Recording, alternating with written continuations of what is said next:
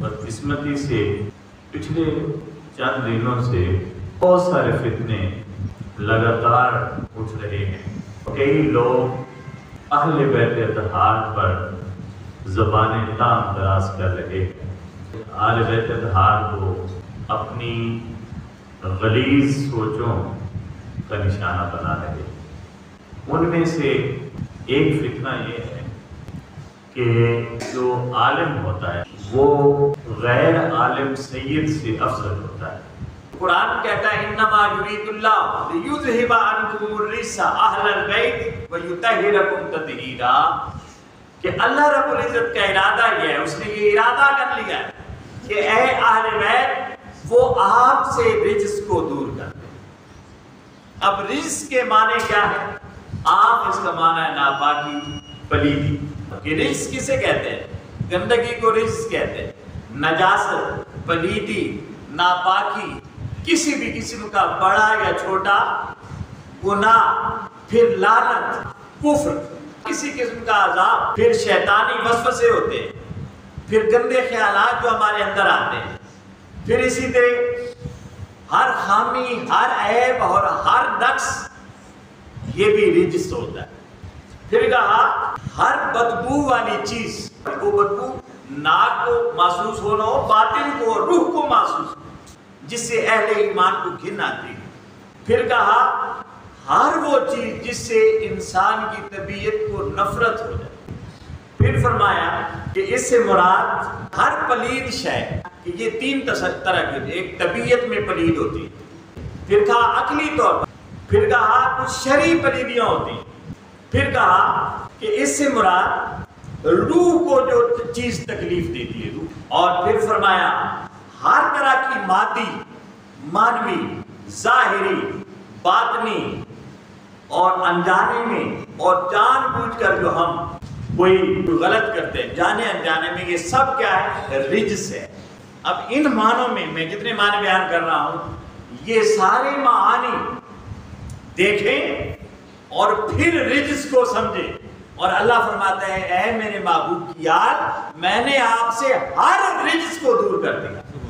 یعنی وہ تمام معنی جو ہم نے پڑھے ہیں، ان میں سے ایک بھی اہل بیت پر اطلاق نہیں ہوتا، ان سب نجاستوں سے اللہ رب العزت نے اپنے محبوب کی آل کو پاک کر دیا ہے، اور یوں ہی پاک نہیں کیا، کہا یطہرکم تطہیرا، ایسا پاک کیا ہے کہ پاک کرنے کا حق ادا ہو گیا۔ زندگی کے کسی بھی لمحے میں وہ نجاست، وہ رجس، اللہ رب العزت نے اہل بیت اطہار کو جب پیدا کیا اور جب تک وہ رہے، جس بھی حال میں وہ رہے، جس کیفیت میں وہ رہے، جس انداز سے وہ رہے، جس مزاج سے وہ رہے، اللہ رب العزت نے یہ ساری پلیدیاں، یہ ساری ناپاکیاں، یہ ہر قسم کا رجس ان سے دور کرتا ہے۔ تو یہ مختلف معنی ہیں رجس کے جو ہم نے یہاں بحث کی۔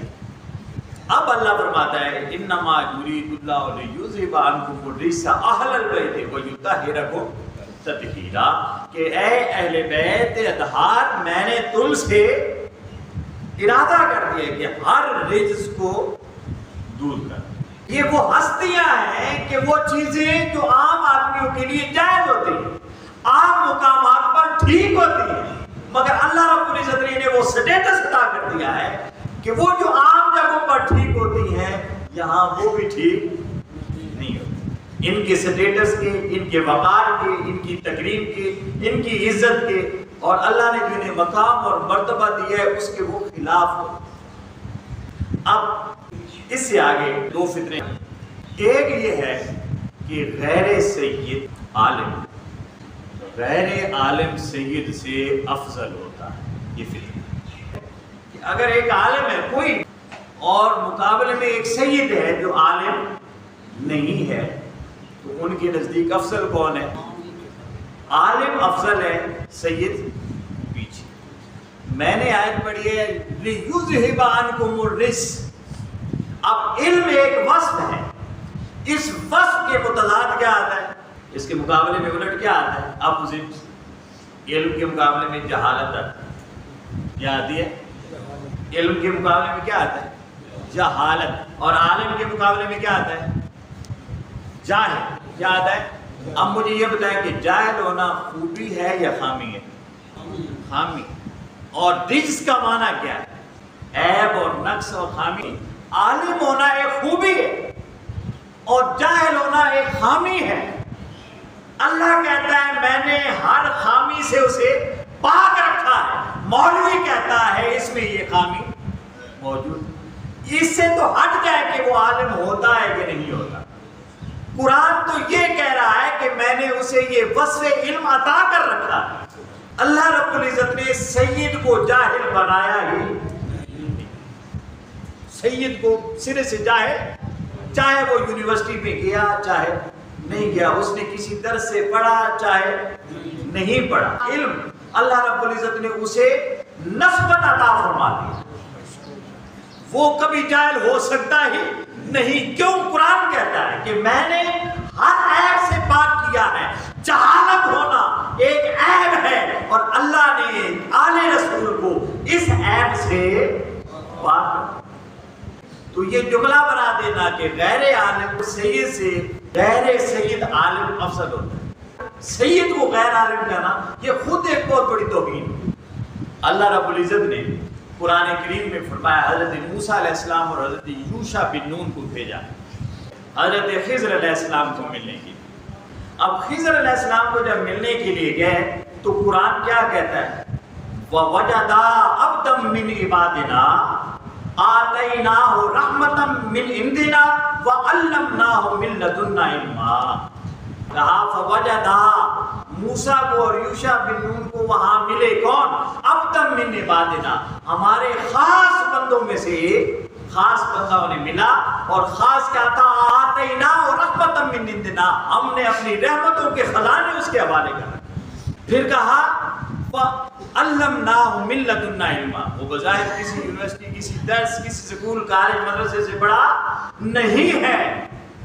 علمناہ، اسے ہم نے پڑھایا، اسے ہم نے پڑھایا. تو جب بنی اسرائیل کے ایک شخص کو اللہ رب العزت خود پڑھاتا ہے، اپنی یونیورسٹی میں پڑھاتا ہے، اپنی درسگاہ میں پڑھاتا ہے، تو کیا آل اطہار کو اس نے اپنی درسگاہ میں نہیں پڑھایا ہوگا؟ اب میں بتاتا ہوں کہ پڑھایا ہے کہ نہیں پڑھایا. یہ قرآن سے اللہ رب العزت نے پڑھایا.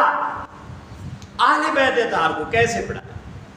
اللہ رب العزت فرماتا ہے الذین یتبعون الرسول نبی امی، کہ یہ وہ لوگ ہیں جو اس رسول کی اتباع کرتے ہیں جو رسول بھی ہے، جو نبی بھی ہے اور امی بھی ہے. امی وہ ہوتا ہے جس جیسا پڑھا ہوا کوئی اور نہ ہو. ہاں ہم جیسے لوگ امی ہو تو مراد ان پڑھ ہو، مگر یہ جب رسول کائنات کے لیے امی کا لفظ آئے گا تو پھر اس کا معنی ہوگا جیسا یہ پڑھ کے آیا ہے کائنات میں ایسا کوئی اور نہیں. ہاں امی ہے یہ رسول، یعنی اسے ہم نے پڑھا کر بھیجا ہے. یہ کسی دنیاوی درسگاہ میں پڑھا نہیں ہے، یہ امی ہے. اب دیکھیے اہل بیت اطہار یہ نفس رسول ہے، ان میں خون رسول ہے. اب دیکھیے رسول ہے امی، رسول کے خون سے جو اولاد پیدا ہو، وہ فاطمہ الزہرا ہو، حسن ہو کہ حسین ہو. اور پھر حضور نے سلب کو چینج کر کے فرما دیا اس کا خون میرا خون ہے، اس کا جسم میرا جسم ہے اور اس کا سلب میرا سلب ہے.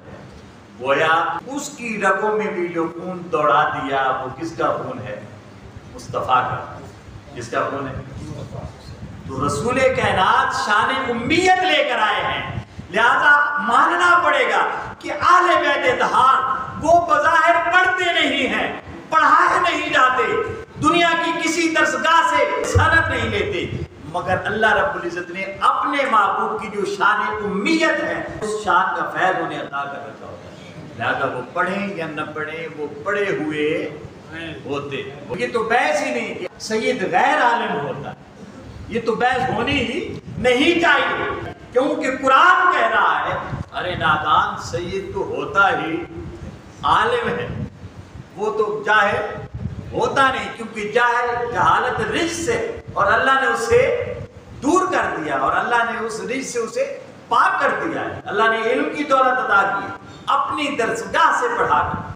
اسی لیے آپ آل بیت اطہار کی جتنے بھی ائمہ گزرے ہیں جتنے بھی ائمہ گزرے آپ ان کا کوئی سکول مجھے بتائیں کہ فلاں سکول سے پڑھتے رہے یا فلاں درس سے پڑھتے رہے، مگر انہوں نے علم کے، حکمت کے، دنیا کے، آخرت کے، معارف کے اور حقائق کے وہ عقدے کھولے ہیں کہ انسان حیران ہوتا ہے۔